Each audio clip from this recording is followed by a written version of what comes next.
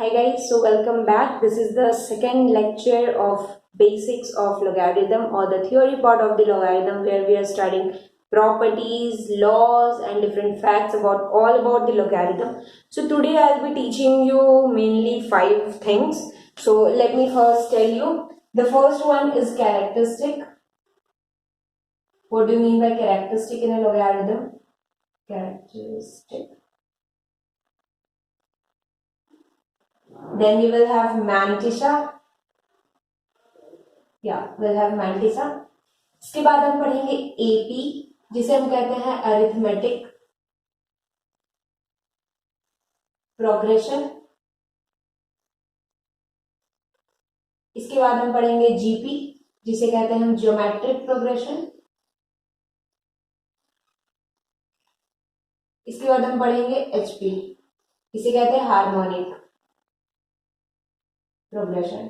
ठीक है, तो बेसिकली मैंने जो फर्स्ट लेक्चर में कवर अप किया था वो enough है to solve any problem, but if you want to solve a much higher problem, a bit more, a level more problem, then you should know these things.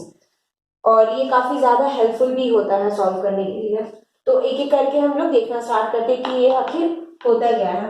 तो सबसे पहले हम characteristic देखते हैं। लॉग में हमने पढ़ा था कि उसमें पॉइंट्स वैल्यू भी आ सकते हैं। जब हमारे पास प्रॉपर इंटीग्रल वैल्यू नहीं होते तो पॉइंट वैल्यू आते हैं। जैसे सपोज कोई लॉग है, उसकी वैल्यू आई 24.692, तो इसमें पूछा जा सकता है कि इसका कैरेक्टरिस्टिक मैंटिसा मतलब क्या होता है। सबसे पहले अगर कोई integral part of the log हो, मतलब यहाँ तो इंटीग्रल पार्ट है, इंटीग्रल मतलब पॉइंट के पहले जो ये इंटीजर है, ऐसा भी आ सकता है लॉग का वैल्यू 85। ठीक है, तो इसमें इंटीजर पार्ट कुछ भी नहीं है, जीरो है, मतलब कुछ भी नहीं है, तो इसलिए इसमें इंटीजर पार्ट नहीं है। तो अगर ऐसा कोई प्रॉब्लम जिसमें इंटीजर पार्ट हो तो उसका हम लोग कैरेक्टरिस्टिक बताते हैं, और किसी में अगर नहीं हो तो इसका हम लोग कैरेक्टरिस्टिक नहीं बता पाते, क्योंकि कैरेक्टरिस्टिक हम लोग इंटीग्रल पार्ट के थ्रू बताते हैं। जहां पे सिर्फ डेसिमल पार्ट हो, मतलब पॉइंट का पार्ट हो, तो वहां पे हम लोग मैंटिसा का काम करते हैं। ओके, सॉरी मैंटिसा बोल रही हूँ। इसका भी हम लोग इंटीग्रल पार्ट बता सकते हैं, बट इसको हम लोग दूसरे तरीके से बताते हैं। मतलब इसका कैरेक्टरिस्टिक तो ये इंटीग्रल पार्ट के फॉर्म में होता है, और इसका अगर कैरेक्टरिस्टिक का बात करें तो ये पॉइंट के फॉर्म में होता है। कैसे होता है वो मैं एग्जाम्पल देकर आपको समझाती हूँ। अगर आपको कैरेक्टरिस्टिक बोला जा रहा है इसका निकालने के लिए, ठीक है, तो कैरेक्टरिस्टिक क्या होगा, हमें पॉइंट के पहले वैल्यूज देखनी कितनी है। यहाँ हमारे पास 2 वैल्यू है, तो इसकी कैरेक्टरिस्टिक क्या हो जाएगी 1, जितनी भी होगी। सपोज ऐसा कोई 4, 5, 2, 9 पॉइंट समथिंग समथिंग, तो यहाँ पे कितनी है 4, तो इसकी कैरेक्टरिस्टिक क्या हो जाएगी 3, यानी कि 4 - 1। मतलब अगर इस साइड पॉइंट के पहले आपकी n वैल्यूज हैं तो n-1 कैरेक्टरिस्टिक इसका हो जाएगा। और अगर पॉइंट वाले में बात करें तो कैसे निकालते हैं कैरेक्टरिस्टिक। सपोज कि 0.029 है, तो हम पॉइंट और इंटीजर के बीच में देखते कितने जीरो आ रहे हैं। जैसे यहाँ पे 1 जीरो आ रहा है तो इसकी कैरेक्टरिस्टिक 2 हो जाएगी, हम लोग ऐड कर देते हैं और एक बार लगा देते हैं। बार का मतलब क्या डिनोट कर रहा है यहाँ पे कि पॉइंट के बाद है, ये दूसरे डिजिट पे हमारा इंटीजर स्टार्ट हुआ है। यहाँ पे क्या करेंगे, पॉइंट के बाद कितने डिजिट पे इंटीजर स्टार्ट हुआ है, फर्स्ट डिजिट पे, तो इसकी जो कैरेक्टरिस्टिक हो जाएगी वो हो जाएगी 1 बार। होप समझ में आ रहा होगा। एक और एग्जांपल लेते हैं 0.0004398। तो इसकी कैरेक्टरिस्टिक क्या हो जाएगी, हमें देखना पॉइंट के बाद कितने प्लेस पे आ रहा है, तो 1, 2, 3 एंड 4। सो 4 का बार ये हमारी इसकी कैरेक्टरिस्टिक हो जाएगी। ठीक है, आई होप समझ में आ गया होगा। अब next move on to the AP. AP क्या होता है, मतलब अरिथमेटिक प्रोग्रेशन क्या होती है। So next move on to the AP, arithmetic progression. इसका मतलब क्या होता है पहले समझते हैं। सपोज कि हमें एक सीक्वेंस ऑफ नंबर्स दिए गए हैं, जैसे हम कोई भी मान लेते हैं जैसे 2, 4, 6, 8, 10, और ये चलते चला जा रहा है। तो एपी में हम किसी नंबर को कब बोलते हैं कि जब हमारे पास कोई सीक्वेंस हो जिसको हम लोग बोल सके। जैसे इसको मैं बोल देती हूँ A1, इसको बोल देती हूँ A2, इसको A3, A4, A5, और ये चलते चला जा रहा है। तो एपी में रहने का कंडीशन क्या है, एपी में हम लोग किसी नंबर्स को कब बोलेंगे, जब अगर a2 माइनस a1 इक्वल हो जाए a3 माइनस a2 इक्वल हो जाए a4 माइनस a3 और ये होते जाए, मतलब हर एक दो नंबर के बीच का जो डिफरेंस हो वो सेम हो जाए।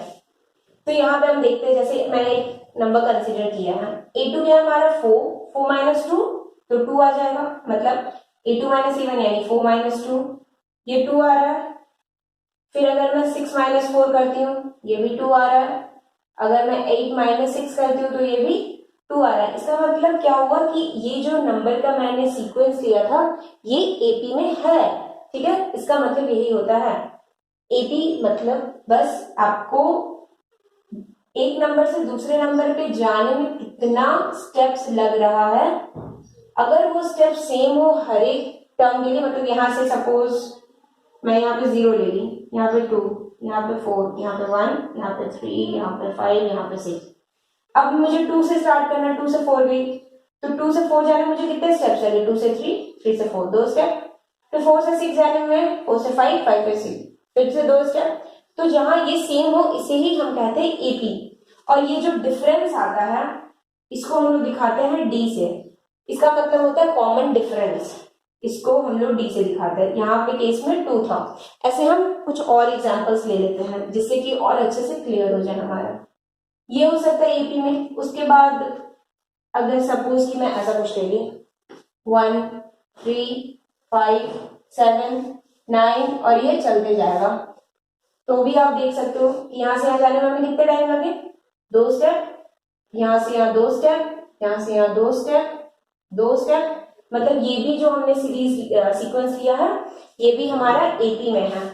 और थोड़ा अच्छा दिखा दूं तो कैसे दिखते हैं कि अगर सपोज हमारे पास कुछ ऐसा हो 1, फिर अब मैं 2 स्टेप छोड़ देती हूँ, मतलब 3 स्टेप में जाती हूँ, 4 फिर 7 फिर 10 आई गेस, या 1 2 3 फिर 4 5 6 7 8 9, तो ये भी हमारा एपी में कहलाएगा, ठीक है। आई होप ये क्लियर हो गया होगा एपी का कंसेप्ट कि जहां पे भी हमें दिखे। तो अब यहां से हमें एक दो चीज मिलते हैं कि इसके सम क्या होंगे। सम मतलब कि अगर मुझे ऐसा एपी में मान लो कोई नंबर्स दिए गए हैं, जैसे 1 3 नहीं 2 4 लेती हूँ, 2 4 6 8 और ये चल रहे हैं, ये सपोज कहीं n तक गए तो इसका nth टर्म जो होगा वो क्या होगा, 2 टाइम्स ऑफ n। n की वैल्यू 1 पुट की तो 2 आ गया, 2 पुट की तो 4 आ गया, 3 पुट की तो 6 आ गया। अब हमें पूछा कि इसका सम क्या होगा, ठीक है, पूछ सकता है ना कि इन सब का मुझे सम चाहिए, तो इसका जो सम निकालते हैं, तो अगर मैं जनरल लूं एपी में तो इसका जो सम आता है वो क्या आता है, कितने टर्म्स है सबसे पहले देखना है हमें, तो कितने टर्म्स हमारे पास n टर्म्स है, डिवाइडेड बाय 2 कर देंगे, n बाय 2 और a मतलब a1 plus n minus 1 into d, और d क्या है common difference, d is equals to a2 minus a1, ठीक है, क्योंकि डिफरेंस सबका सेम रहेगा तो मैं ये लिख सकती हूँ, ये इसका सम आएगा। और क्या कर सकते हैं हम, n by 2 a1 plus an, अगर ये n टर्म है तो यहाँ पे मैं an लिख दूंगी। आई होप ये भी क्लियर हो रहा होगा, या n by 2 a1 plus n लिख दूंगी, ये डायरेक्ट आ जाएगा। सॉरी मैंने ये थोड़ा सा मिस्टेक किया यहाँ पे 2 टाइम्स हो जाएगा, सॉरी फॉर द मिस्टेक, यहाँ पे 2a1 हो जाएगा। अब ये क्यों हो रहा है, क्योंकि अगर मुझे सपोज करो ये दिया होगा और मुझे nth टर्म निकालने बोला, तो an की जो वैल्यू आती है वो आती है a1 plus n minus 1 into D.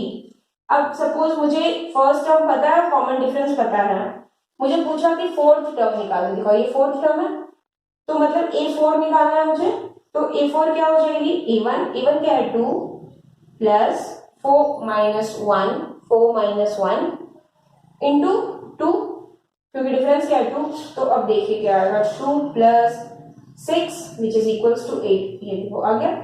तो इसलिए a1 plus n minus 1 into d है, यहाँ 2a1 था तो यहाँ पे हम क्या लिख सकते हैं a1 प्लस a1 तो यानी ये पूरा का वैल्यू an आ गया हमारा, ये देखिए, और a1 as it is a2 लिखा गया।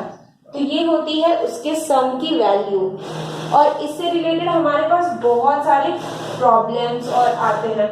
जैसे एक जनरल अगर सम के फॉर्मूला की बात करूं तो आपने देखा होगा कि 1 plus 2 plus dot dot dot plus, अगर हम इसको n तक लिखते तो ये आती कितनी है, n इंटू एन प्लस 1/2। अब ये कैसे आती है ये हम लोग एपी से देखते हैं। इसका कॉमन डिफरेंस क्या है, 1, मतलब d 1 और a1 1। अभी हमने सम में पढ़ा था यहाँ पे कितने टर्म्स हैं, n टर्म्स है, तो मतलब Sn मतलब सम टू द n टर्म्स, ये आएगी n/2, a1 प्लस an ऐसे भी लिख सकते हैं हम, या फिर n/2 a1 मतलब 2 times a1 plus n-1 into d, ये भी लिख सकते हैं। मैं दोनों से दिखा देती हूँ। इसको n/2 लिखी, a1 क्या है हमारा 1 प्लस an क्या है n,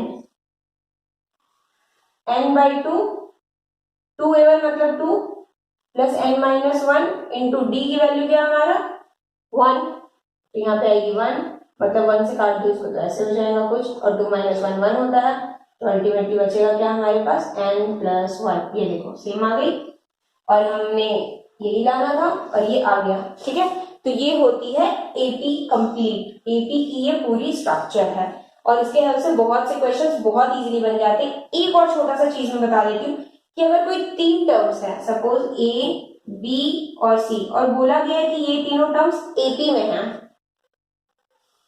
तो हम लोग क्या लिख सकते हैं कि b माइनस ए ये किसके इक्वल हो जाएगी, c माइनस बी के, तो c माइनस बी। अब मैं माइनस बी को इधर ले आती हूँ, माइनस ए को उधर ले आती हूँ, तो क्या आएगी b plus B equals to A plus C. मतलब अगर कोई 3 टर्म एपी में है तो मिडिल वाले का आप डबल कर दो, मतलब 2b इक्वल्स टू ये दोनों को जोड़ दो a प्लस सी, ये हमेशा कंडीशन होल्ड करेगा। और इस कंडीशन के होल्ड होने की वजह से इतने ज्यादा क्वेश्चन सॉल्व हो जाते हैं, और वो भी बहुत इजीली। सो एपीआई को क्लियर हो गया होगा। Let's move on to GP. GP क्या होती है, अब जीपी क्या होती है, जैसे हमने एपी में पढ़ा था कि उसके कॉमन डिफरेंस सेम होते हैं, जीपी मतलब ज्योमेट्रिक प्रोग्रेशन, इसमें इसके रेशियो सेम होंगे। जैसे कि सपोज कि a1 a2 a3 और ऐसे चलते जा रहे हैं, an-1 an, ये सब है नंबर्स। तो हम लोग बोलेंगे कि ये सारे नंबर्स जीपी में हैं, जैसे हम लोग एचपी में बोल रहे तो उसके लिए क्या होना चाहिए था, a2 - a1 equals to a3 - a2 equals to ऐसे होना चाहिए था। पर जीपी में होने के लिए क्या होना चाहिए, a2/a1 equals to a3/a2 equals to चलते चला जाएगा an/an-1। ये होती है जीपी की कंडीशन कि अगर कोई नंबर जीपी में हो तो इसको हम लोग ये ऐसे दिखाते हैं, ठीक है। इसके हम एक एग्जांपल ले लेते हैं, और वहां पे हमने क्या किया था कि जैसे a2 - a1 था तो उसके हमने d दिया था, कॉमन डिफरेंस बोल रहे थे। यहाँ पे ये रेशियो हमने लिया है, तो इसीलिए इसे हम r से नॉर्मली दिखाते हैं, इसे हम कॉमन रेशियो कहते हैं।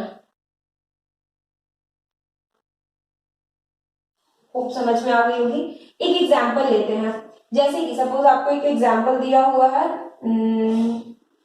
सबसे इजी एग्जाम्पल 2 4 8 16 32 चलती चली जाएगी। कैसे ये एक जीपी में हम दिखाएंगे कि सबसे पहले क्या करेंगे, 4/2 निकालेंगे, कितनी आ गई 2, फिर क्या करेंगे 8/2 निकालेंगे, और सॉरी 8/4 निकालेंगे, आई एम सॉरी, तो ये कितनी आ गई 2। अब 16/8 निकालेंगे, वो भी कितनी आ जाएगी 2। 32/16 निकालूंगी तो वो भी कितनी आ जाएगी 2।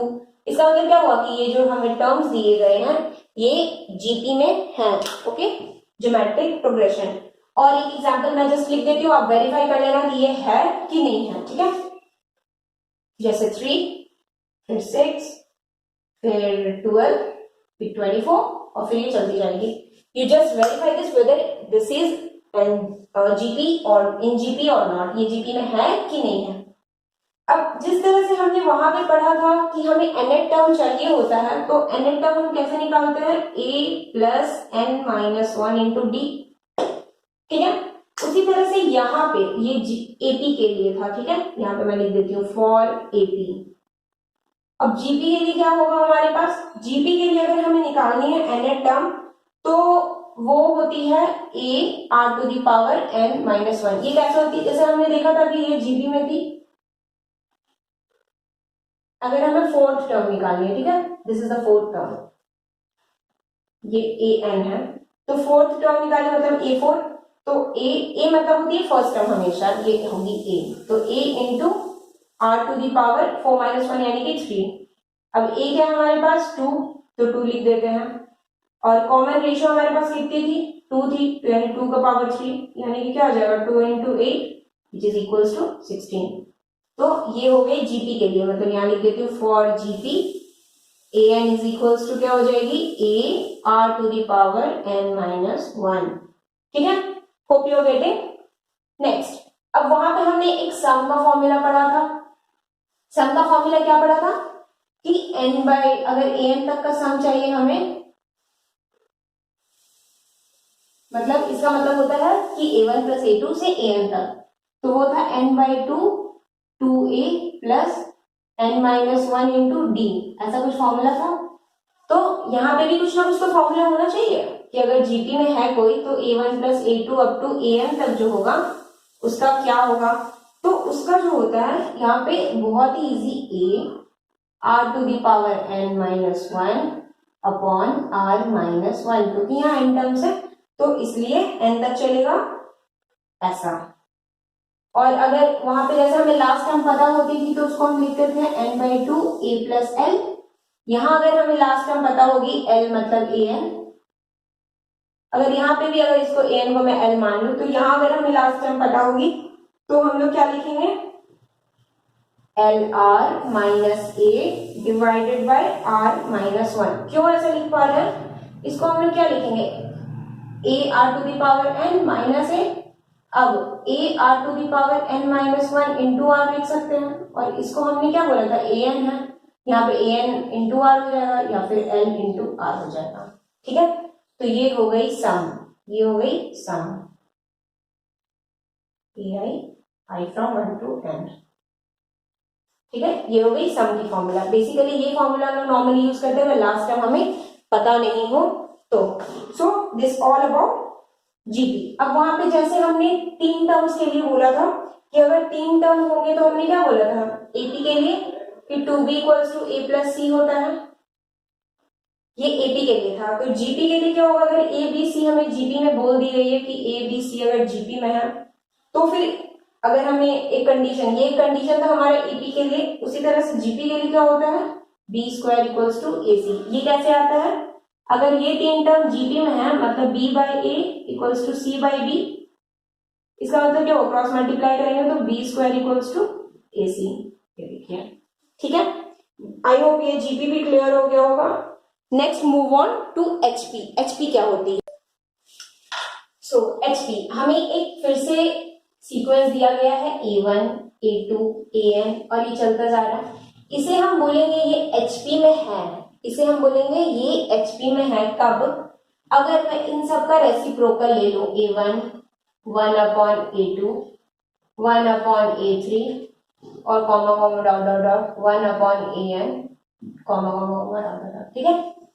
तो अगर ये इसका रेसिप्रोकल ये सब एपी में हो जाए, अगर ये एपी में हो गया तो हम लोग बोलेंगे कि ये जो है एचपी में है, समझ रहे हैं।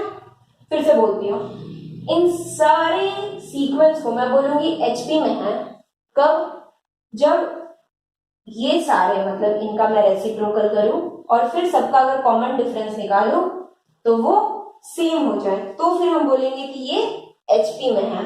नाउ नेक्स्ट, हमने जैसे देखा था कि ए बी सी अगर हमें बोल दिया गया कि ये एचपी में है, ठीक है, तो फिर इसके कंडीशन क्या आएंगे, मतलब अभी हमने जो पढ़ा उससे क्या होना चाहिए 1 बाई ए 1 बाई बी और 1 बाई सी को एपी में, और एपी का कंडीशन क्या होता है कि 2 टाइम्स ऑफ ये कर दें हम लोग, ये इक्वल टू किसके आ जाता है ये प्लस ये क्या, मतलब 1 बाई ए प्लस 1 बाई सी।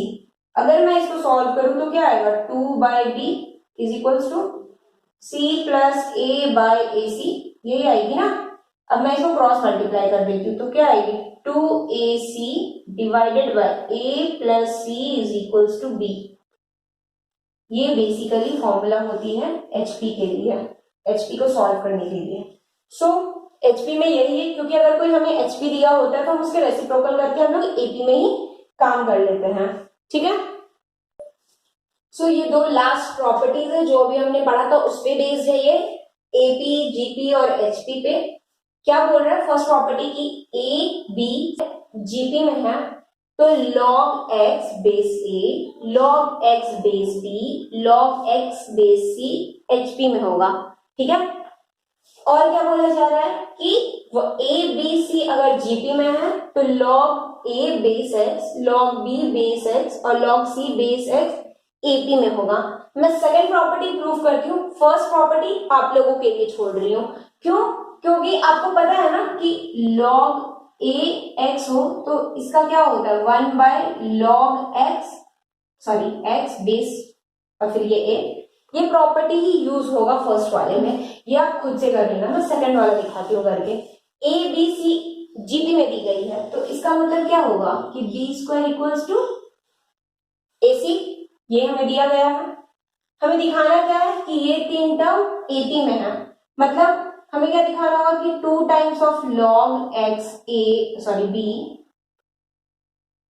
ये किसके इक्वल आना चाहिए, इन दोनों के सम के इक्वल, मतलब लॉग एक्स ए प्लस लॉग एक्स सी, हमें यही दिखाना है ना। तो चलो हम प्रूव करते हैं इसको। एक काम कर सकते हैं, इधर से इधर भी आ सकते हैं, इधर से इधर भी आ सकते हैं। मैं इधर से इधर आती हूँ क्योंकि ये मुझे ज्यादा इजी दिख रहा है। क्यों? तो चलिए अब हम ये लेके चलते हैं, लॉग एक्स ए प्लस लॉग एक्स सी।